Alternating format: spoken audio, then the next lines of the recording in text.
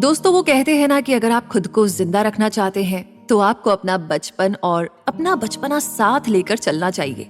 और ये जो बचपन होता है ना, उसे देखकर आप अंदाजा लगा सकते हैं कि ये बच्चा आगे चलकर क्या बन सकता है, कितने आगे तक पहुंच सकता है। अगर आपको किसी की सक्सेस की कहानी जाननी हो तो जरूरी है कि आप उसके बचपन की भी एक झलक जरूर देखें। तो चलिए संदीप माहेश्वरी की कहानी की शुरुआत भी हम उनके बचपन से ही करते हैं। संदीप खुद बताते हैं कि वो बचपन में बहुत शरारती हुआ करते थे। उनके एक लाइव सेशन के दौरान उनके पेरेंट्स ने भी इस बात की गवाही दी कि संदीप माहेश्वरी का बचपन शरारतों से भरा हुआ था। बिल्कुल दूसरे नॉर्मल बच्चों की तरह वो भी अपनी छोटी बहन से झगड़ा किया करते थे और उनकी इन सारी हरकतों पर डांट भी पड़ती थी। ना सिर्फ शरारती, बल्कि संदीप माहेश्वरी अपने चाइल्डहुड में थोड़े लड़ाकू भी थे। वो खुद कहते हैं कि अक्सर उनकी दूसरों से बहस और मारपीट हो जाया करती थी। अगर किसी ने उन्हें तंग किया है या किसी ने कुछ ऐसा कह दिया है जो उन्हें बिल्कुल पसंद नहीं, तो ऐसी सिचुएशन में वो उलझने से भी बाज नहीं आते थे।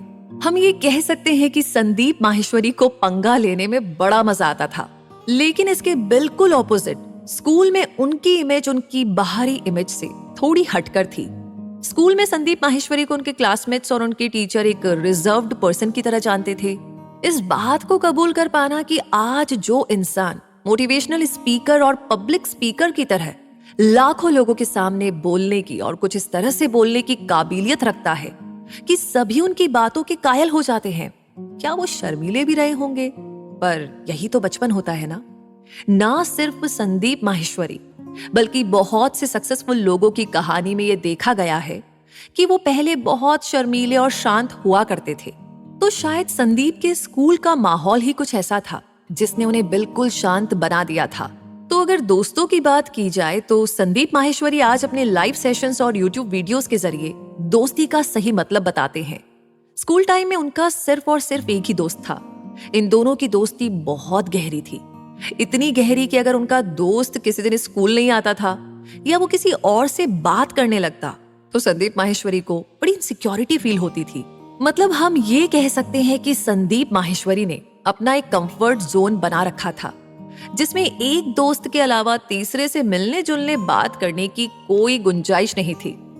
आज जिनकी मोटिवेशनल स्पीचेस पर बहुत सारे लोग डिपेंडेंट रहते हैं, मूड खराब हो तो संदीप की वीडियो देख लीजिए। बार बार कोई सवाल मन में उठ रहा है तो उसका जवाब भी संदीप माहेश्वरी की वीडियोस में आपको मिल ही जाता है। तो संदीप माहेश्वरी अपने सिर्फ उस दोस्त पर बहुत ज्यादा डिपेंडेंट थे। वो बताते हैं कि अगर किसी दिन उनका वो दोस्त स्कूल नहीं आता तो वो स्कूल के पीछे जाकर अकेले लंच करते हैं, क्योंकि ना तो दूसरे ग्रुप के लोग उन्हें अपने साथ शामिल करते और ना ही वो शामिल होना चाहते थे। तो हम उनकी जिस स्कूल लाइफ की बात कर रहे हैं, संदीप की 10th तक की पढ़ाई उसी स्कूल में हुई थी। उनकी स्कूल लाइफ में बहुत अकेलापन था, एक थकान सी थी जिस थकान का बोझ उठाकर बिल्कुल शांति से वो धीरे धीरे आगे बढ़ रहे थे। तो भले ही संदीप माहेश्वरी आज अकेलेपन से बाहर निकलने, अपनी एनर्जी लेवल को लगातार बनाए रखने की बात करते हैं, लेकिन उनका बचपन बहुत शांत था। अब इसका अंदाजा हम कुछ इस तरीके से लगा सकते हैं कि बचपन की उस शांति और एकांत ने शायद उन्हें अपनी जिंदगी की प्लानिंग करने का समय दिया होगा।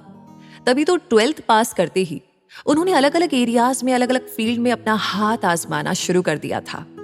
अक्सर जब कोई अपने बचपन की और अपने बीते हुए वक्त की कहानी सुनाता है तो हम में से ज्यादातर लोग खुद को हीरो साबित करना चाहते हैं, पर संदीप माहेश्वरी के बारे में, जैसा कि हमने पहले भी कहा है, वो खुद का मजाक बनाकर अपने आप पर हंसने से भी परहेज नहीं करते।